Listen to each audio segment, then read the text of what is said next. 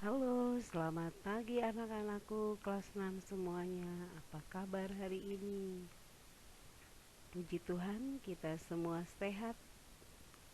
Hari ini IPA kita akan mempelajari tentang perkembangbiakan vegetatif secara alami pada tumbuhan.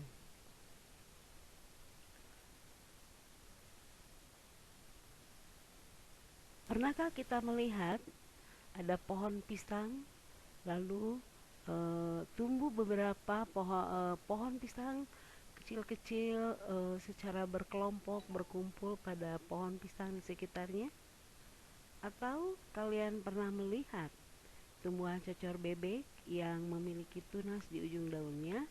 Nah, itulah contoh-contoh perkembangbiakan tumbuhan secara vegetatif. Apa itu perkembangbiakan vegetatif alami? Yaitu perkembangbiakan tumbuhan secara tidak kawin yang terjadi dengan sendirinya tanpa bantuan manusia.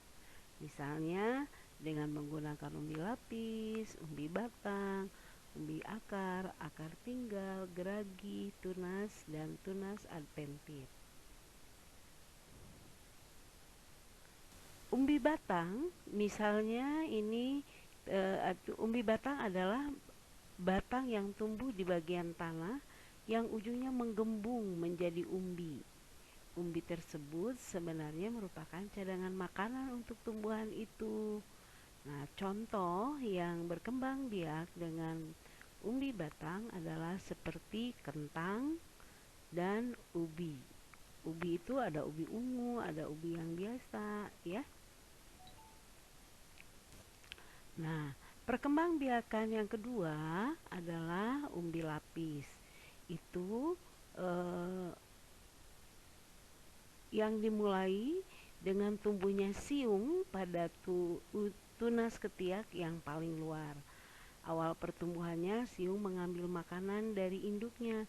Jika siung itu telah berdaun, maka siung itu membuat makanan sendiri dengan melakukan fotosintesis. Nah, tumbuhan yang berkembang biak dengan umbi lapis misalnya seperti bawang merah, bawang putih, bunga bakung, dan bunga tulip. Ketiga adalah dengan umbi akar. Apa itu? Yaitu akar yang membesar berisi cadangan makanan. Jika umbi ini ditanam bersama dengan pangkal batang, maka akan tumbuh tunas. Tunas inilah yang merupakan tumbuhan baru yang berkembang biak dengan umbi akar, contohnya bunga dahlia, wortel, lobak, dan singkong. Anak-anak kenal wortel tidak? Ya, biasanya wortel kita pakai untuk apa? Bisa sayur sop, bisa bakwan, ya. Oke, kalau lobak digunakan untuk apa? Misalnya kalian pernah makan lobak tidak? Ya, betul. Lobak biasanya dipakai untuk membuat sayur soto. Ya, pinter anak-anak ya. Nah, kalau singkong, yo, siapa yang belum pernah makan singkong? Ya, singkong kita bisa gunakan, konsumsi. Ada yang dalam bentuk keripik singkong, ada yang singkong rebus, ada singkong Thailand, dan singkong goreng. Wah, jadi lapar kita ya. Yuk, yang keempat adalah dengan menggunakan akar tinggal. Akar tinggal itu adalah batang yang seluruhnya berada dan tumbuh menjalar di permukaan tanah. Ya, jadi nanti ada akar-akarnya kalau tanaman ini sudah sudah tua, nanti di setiap bagian-bagian tubuhnya itu ada muncul akar. Nah, ya, tumbuhan baru. Nah, itulah yang kita tanam. Nah, tanaman apa saja sih yang berkembang biak secara vegetatif alami dengan akar tinggal seperti pada gambar nih? Ada lengkuas ya, ada kencur, dan ini ada jahe. Ayo, siapa di sini yang pernah makan jahe?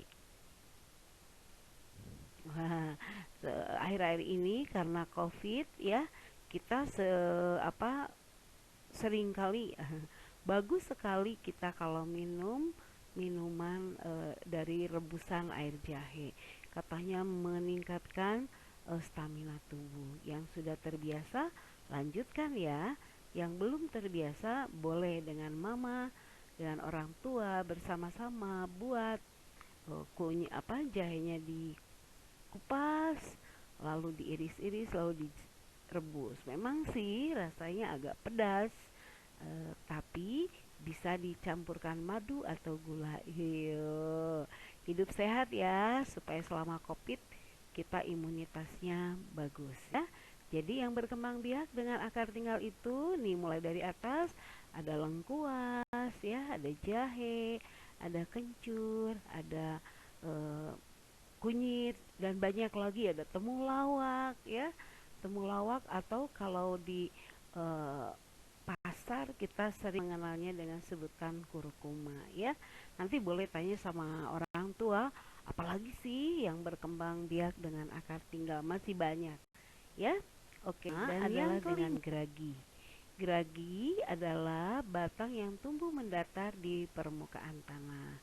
Nah, nanti kalau tumbuhannya itu kuncup ujungnya itu menyentuh tanah, kemudian membuat tumbuhan tunas yang baru ya. Apa saja sih yang berkembang biak dengan geragi itu? Ada antanan, ada arbe, rumput teki, dan stroberi. Wow, ada stroberi nih. Siapa yang suka nih minum jus stroberi? Wah, keren ya. Jus stroberi mengandung vitamin C yang tinggi, bagus juga untuk imunitas kita.